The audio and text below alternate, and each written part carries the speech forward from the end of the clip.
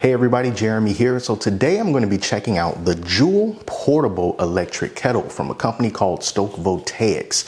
This portable electric kettle has 3 different modes. It has a drink mode, an eat mode, and also a popcorn mode. And if you're interested in this kettle, I'll leave a link in the description to the Voltaics website where you can check it out there and purchase it for yourself. And at the recording time of this video, they are charging $99 for it. And then I also have to thank Voltaics for sending this out to me so that I could review it for this video. Now, with all that being said, let's take a closer look at this, go over all the functions and the features and everything that it comes with, and then we're going to test out each of those 3 functions.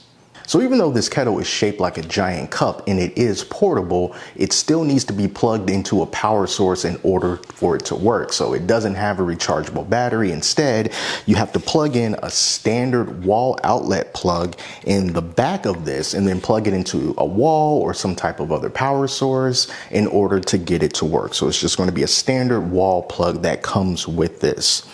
Now, as we look around to the other sides of the kettle, you'll see that we got some Joulle branding right there on the front with this soft heat resistant material that surrounds the stainless steel cup and the interior.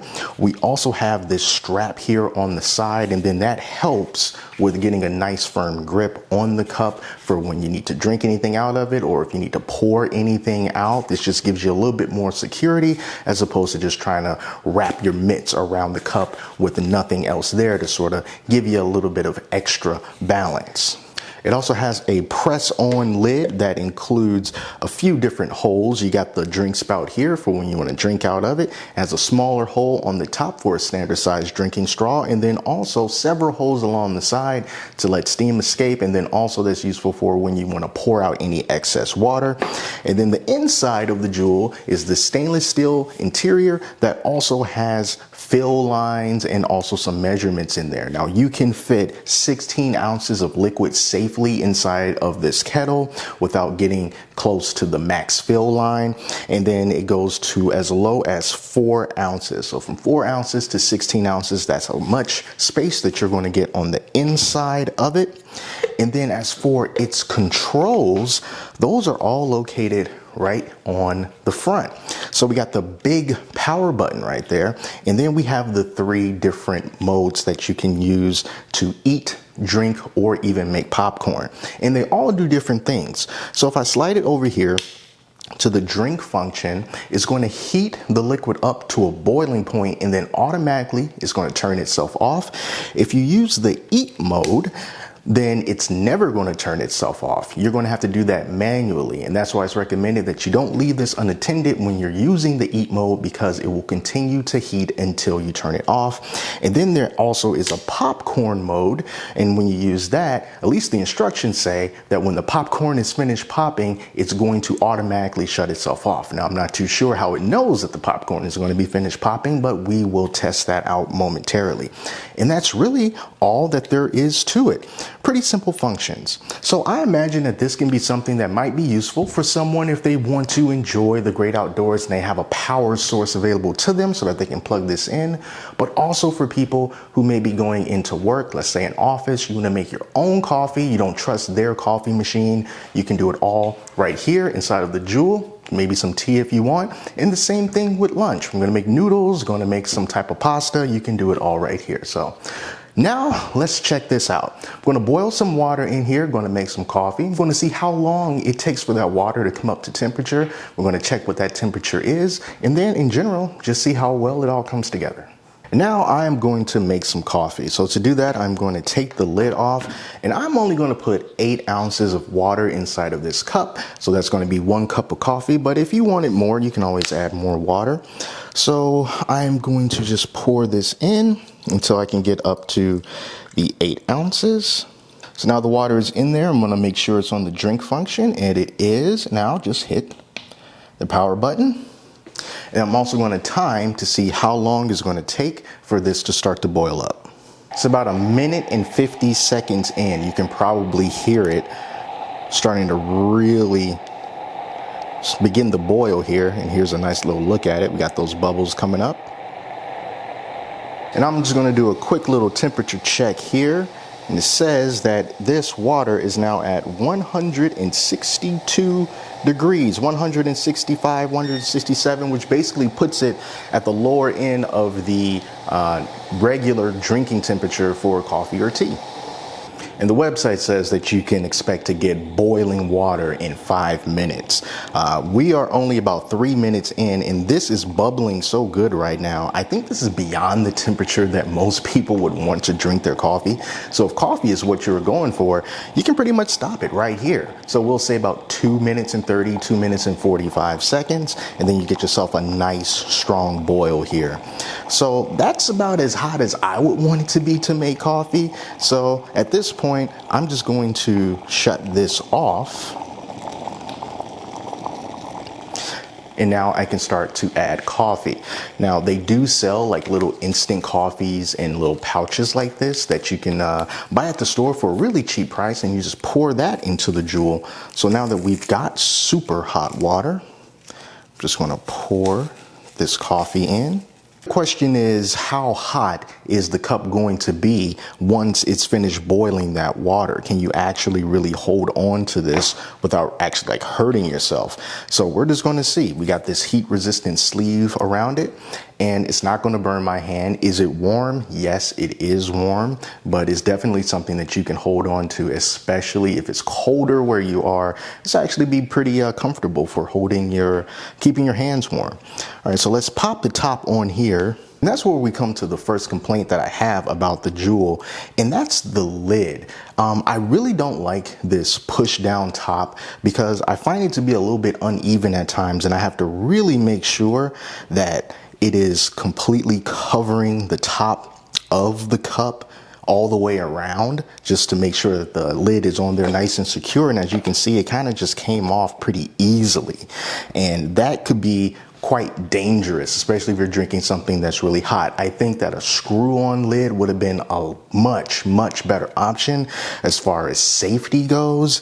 But yeah, now that I have it like this, when I want to drink out of it, I always find myself having to basically keep a finger on it just to kind of prevent that lid from popping up when I don't want it to. But as you can see, that lid comes up way too easily. So that can be a potential safety issue with this.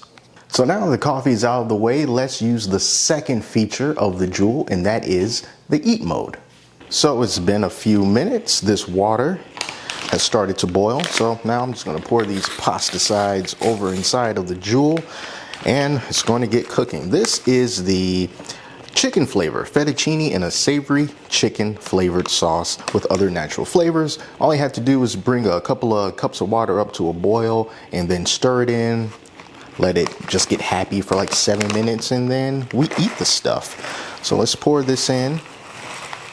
I just wanted to pop back in to tell you how very important it is that you do not go over that max fill line, because even though I was right at the line, this is bubbling so good right now. It's almost bubbling over the top.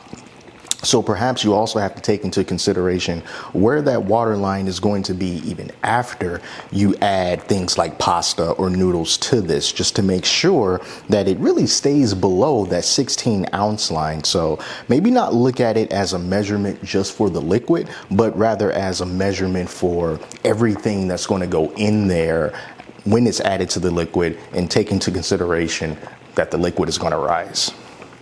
Pasta sides are done. So I did have to let this sit for a few minutes after all that boiling, for about between 7 and 9 minutes, just so it can thicken up. But yeah, it's looking pretty darn good. It's done. Pasta is tender. As you can see, I'm holding on to the side of this cup. It is warm, but it is not too hot to the touch. Now let's try some of this pasta. It's still very hot. It tastes just like I remember it. Yeah, so if you're just sort of hanging back, you know, you can eat this while still holding it, and then you also do have this strap to give you a little bit of extra grip here. And this strap is not adjustable; it's just the way that it is. But you can still wrap your hand around there, get a nice firm grip on the cup, give it a little bit of tilt, and you can eat straight out of it. So I'm going to take this pasta, move it over to another dish, and then when I come back, we're going to try out the third and final function, popcorn. So last but not least, let's try out the popcorn. Now, in order for the popcorn function to work as intended, you have to use the lid as a measuring guide. And the way that this works is you take your unpopped popcorn kernels and then you put them so that they fill the lid. And then that tells you how much popcorn that you should be using. And as for the oil, you're supposed to put it inside of this spot here, basically the only part of the lid that doesn't have holes. And then you just fill this up and that gives you the appropriate amount of oil to use. Now I could have sworn I had popcorn kernels in the house, but I don't. So instead, I'm going to rip open a bag of microwavable popcorn and I'm going to see how well it will pop with the microwavable popcorn. I know it's not exactly what they wanted, but that's what I have, so that's what I'm going to try. Now, since microwavable popcorn already has oil and butter and stuff already incorporated in, I am not going to be adding any oil. I'm just going to put some of this on this lid and then just put it inside of the Joulle. All right, so that's one lid with really buttery, greasy popcorn seeds. And I'm just going to pop that over in there. I am going to just sort of pack this down and just sort of move them around, try to break them up a little bit so that they're spread out as much as possible. I'm going to rest this lid on here while I go wash my hands, and we're going to see how long it takes for this popcorn to pop and if it even pops successfully. So we are about 3.5 minutes in, and this popcorn is starting to pop. Oh, okay. So let's put this lid back on and come back when it's finished popping. So the popcorn stopped popping for a handful of seconds, so I'm just going to say, hey, these must be done. So I'm just going to remove this lid and let me put this away from me while I unplug it and see. This is our popped popcorn. So it did do a good job of popping the vast majority of the popcorn seeds that were in there, and it only took a handful of minutes from start to finish. And you see that we have got about 12 ounces of popped popcorn here. So let me just give this a quick taste. This was Pop Secret, by the way. And it tastes good. Though when you do this, just know that there's going to be a cleanup process involved for that oil and everything, but hey, it totally pops popcorn. And I didn't wait to see if it was going to turn itself off because I don't want burnt popcorn, all right? So just listen out for it, and when you don't hear any popping for a handful of seconds, just turn it off, and you should be good. So we've had hot coffee, we've had hot pasta, and we've popped some popcorn. Now I'm ready to give you my final thoughts on the Joulle Portable Electric Kettle, what I like and what I don't like about it. Now, first of all, I do like the idea and I like the concept, taking something as simple and common as an electric kettle and changing the form factor to turn it into something that you can use outside of the kitchen in a more versatile way. For someone like me who doesn't spend a lot of times outdoors, camping and everything like that, this will be something that can be nice to use while going into work, going into an office, making your lunch, sitting there at the break room or maybe at your desk, making pasta or macaroni or some soup or something like that right here in the cup, and also eating it out of the cup, and also making yourself a hot drink, coffee and tea, something like that. So you can only rely on this and not some other machine, and you're not too sure how good the cleanliness of that has been. I also think that is useful if you do enjoy the great outdoors, but you do need to have a type of power source in order to utilize this thing. Now, I don't have that as a fault against it, because in order to heat up something to the degree that the Joulle can and keep it at that temperature consistently and for an extended period of time would require a pretty darn beefy battery, and that will cause the price to just skyrocket. So I'm not holding that against it. As long as you have a power source, you can use this. So if you have that outdoors, it can still be useful there. I also like the fact that they included this strap right here to allow you to get a nice firm grip on the cup to minimize the chances of you dropping it or of it fumbling out of your hands. So I do like that touch. And even though you're heating things up to boiling point temperatures, it does not hurt your hands. So it is nicely heat resistant. And I also like the measuring lines inside the cup, let you know how much you got going on there to avoid spillage.